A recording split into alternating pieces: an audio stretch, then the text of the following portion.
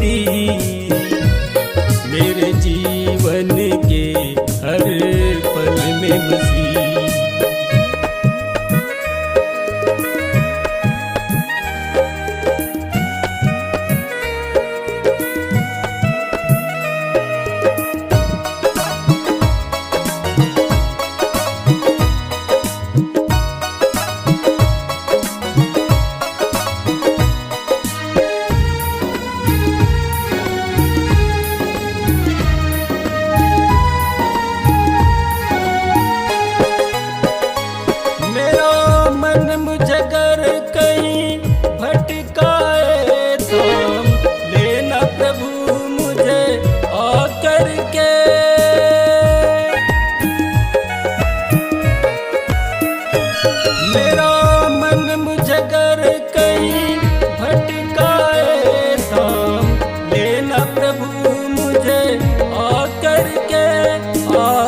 करके मिला मुझे राह सही, करके मिला मुझे राह सही, मेरे जीवन के हर पल में मसीह।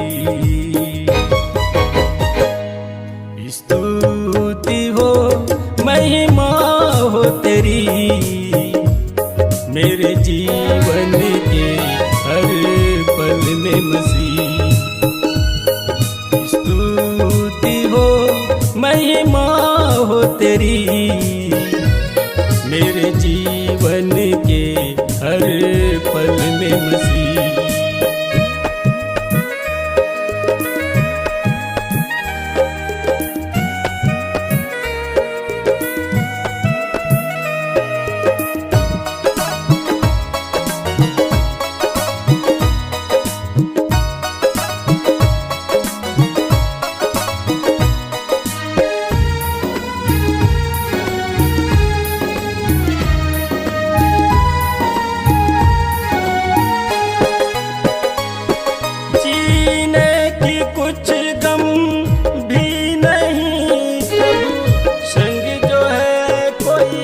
कम तो नहीं,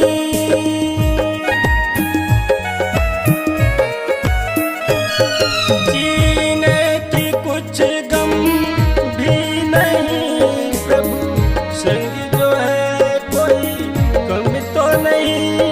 वादा जो किया है सच्चा वही, वादा जो किया है सच्चा वही, मेरे जीवन के हर पल में मसीह।